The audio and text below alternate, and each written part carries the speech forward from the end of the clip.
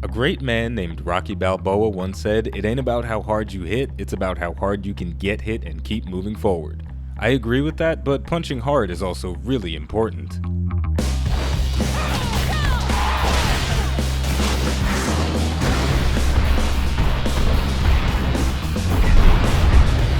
Final Fantasy XIV's Monk is a straightforward melee DPS that uses a simple string of attacks to pummel its enemies into the ground. Despite not being difficult to pick up and play, its kit is filled with nuance and a lot of long descriptions. In today's overview, we're going to learn about the Monk. Let's get started. The Monk uses a slightly augmented version of the combo system that's seen on all of the game's melee fighters. Using a weapon skill will place you in either form 1, 2, or 3. And the form you're in grants you access to different weapon skills, and some weapon skills gain special properties based on the form you're in when they're executed. With 2 single target weapon skills to choose from in each form and a separate string of weapon skills for area damage, things can get tricky, but after looking at each weapon skill and what it does, the Monk's rotation becomes very clear. For fighting single targets, Boot Shine and Dragon Kick function like combo starters. These 2 weapon skills can be used without being in a form. After landing either Boot Shine or Dragon Kick, you enter Form 2. In Form 2, you can use Twin Snakes or True Strike. Twin Snakes increases your damage dealt by 10% for 15 seconds, and True Strike deals high damage relative to the potency of Monk's other weapon skills. Twin Snakes and True Strike will put you in Form 3, and from there you can use Demolish or Snap Punch.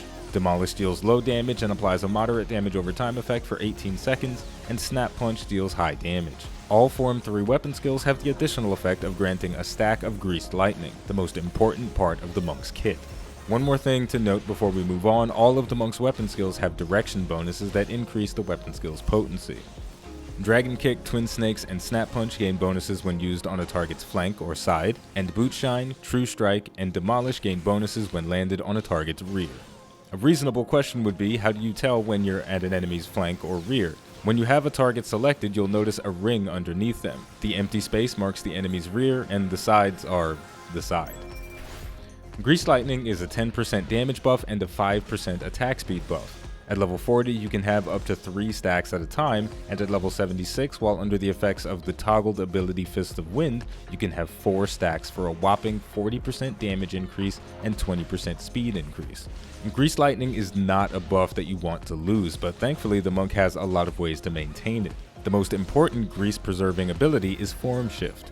This is a weapon skill, but it doesn't actually do damage like every other weapon skill in the game. It simply shifts your form up 1.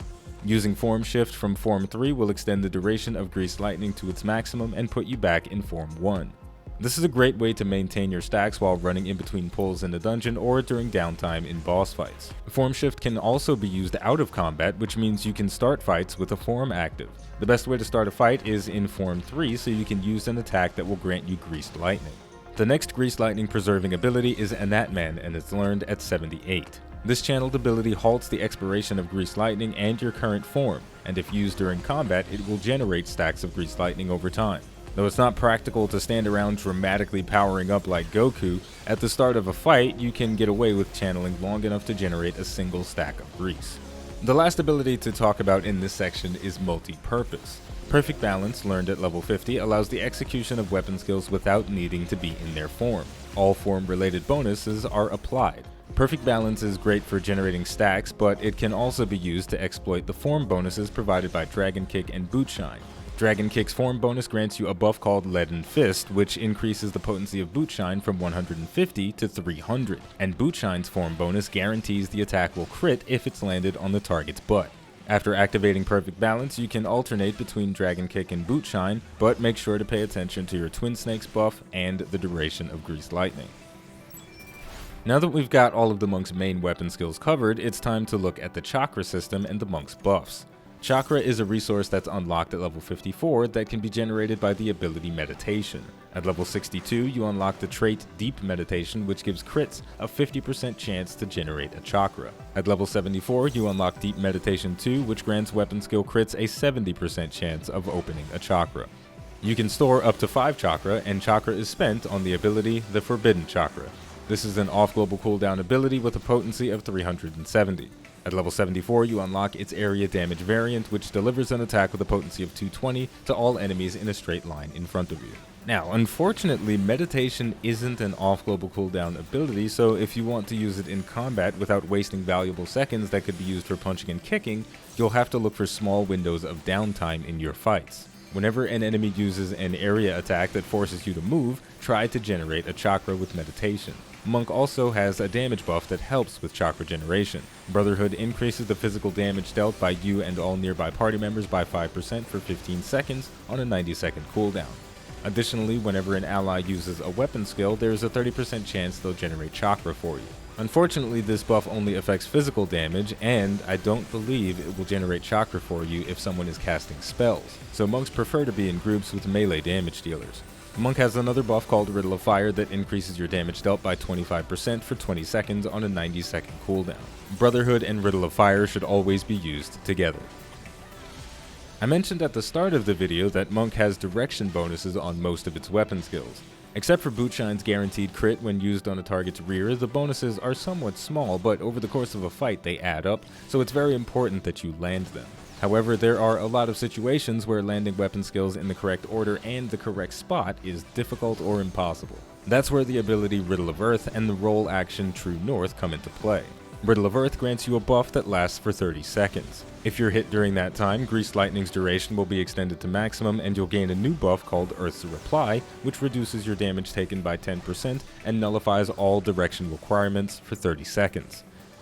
And with that, now you know everything you need to play the Monk, but mastering it will still take some time.